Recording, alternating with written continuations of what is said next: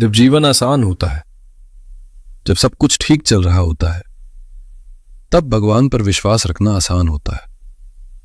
लेकिन जब जिंदगी एक एक करके सब कुछ छीनने लगती है, जब मेहनत बेकार लगने लगती है, जब रिश्ते दूर होने लगते हैं और जब हर सुबह एक नए डर के साथ शुरू होती है, तब मन चीख कर पूछता है, भगवान, मैं रोज आपको याद करता हूं, फिर आप चुप क्यों हैं?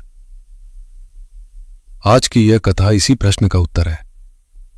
शिवजी को लोग भोलेनाथ कहते हैं, आशुतोष कहते हैं, लेकिन बहुत कम लोग जानते हैं कि शिवजी मौन के देवता हैं।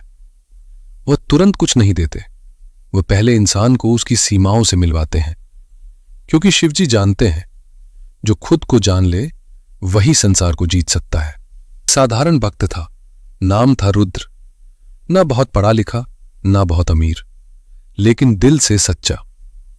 हर सुबह शिवलिंग पर जल, हर सोमवार व्रत, हर कष्ट में एक ही नाम, महादेव। लेकिन जीवन उसकी भक्ति से प्रभावित नहीं दिखता था। नौकरी छूट गई, कर्ज बढ़ता गया, घर में कलह शुरू हो गई, और समाज तो हमेशा तैयार रहता है हंसने के लिए। लोग कहते, इतना मंदिर जाता है फिर भी हालात देखो। रुद्र ने पहली बार आसमान की ओर देखा और कहा, महादेव, अगर मैं गलत हूं तो सजा दो, लेकिन चुप मत रहो। उत्तर, सन्नाटा। यही वो क्षण होता है जहां ज्यादातर लोग भगवान से रिश्ता तोड़ लेते हैं, लेकिन रुद्र नहीं। उसने कहा, अगर आप चुप हैं तो जरूर मुझे कुछ सिखा रहे होंगे। क्या आप जानते हैं, शिवजी का जीवन त्याग का प्रतीक है। उन्होंने राजपाट छोड़ा, ऐश्वर्य छोड़ा, यहां तक कि सम्मान भी छोड़ा, शमशान को अपना घर बनाया। क्यों? क्योंकि शिवजी सिखाते हैं, जो सब कुछ खो सकता है वही निडर बनता है। जब सागर मंथन हुआ और हलाहल विष निकला, देवता घबरा गए, दानव डर गए, सब भागे, लेकिन शिवजी शांत खड़े रहे। उन्होंने विष पिया, कोई शिकायत नहीं, कोई प्रश्न नहीं, बस मौन। क्योंकि शिवजी जानते थे, दर्द से भागना नहीं, दर्द को धारण करना ही सृष्टि की रक्षा है। रुद्र के जीवन में भी दर्द बढ़ता गया।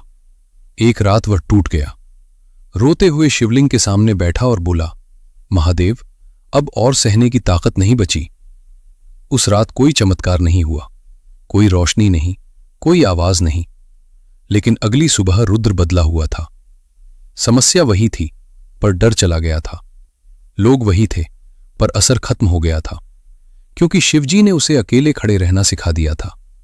अब वह अपमान से टूटता था, असफलता से भागता नहीं था। वह समझ गया था, शिवजी जवाबे, क्योंकि वह उत्तर उसे बना रहे थे। कुछ महीने बाद उसे एक छोटा सा काम मिला। कोई बड़ी सैलरी नहीं, कोई शोहरत नहीं, लेकिन उसने पूरी निष्ठा से किया। धीरे धीरे काम बढ़ता गया। आज वही लोग जो हंसते थे उससे पूछते हैं, तू इतना शांत कैसे है? और रुद्र बस मुस्कुराता है, क्योंकि उसने शिवजी की मौन परीक्षा पास कर ली थी। शिवजी का नियम बहुत साफ है, जो सह लेता है वही पा लेता है, जो गिरकर भी नाम नहीं छोड़ता वही उठता है। अगर आज आपका जीवन टूट रहा है तो डरिए मत, क्योंकि महादेव कभी भी कमजोर भक्त नहीं चुनते।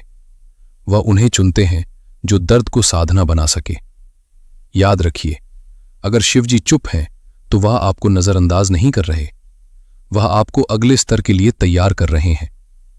एक दिन आप पीछे मुड़कर देखेंगे और कहेंगे, अगर वह टूटन न होती तो मैं आज यह न होता। इसलिए जब भी दिल भारी हो, बस इतना कहिए, महादेव, मैं सह लूंगा, और देखिए आपके भीतर कैसी शक्ति जन्म लेती है। हर हर महादेव, जय भोलेनाथ।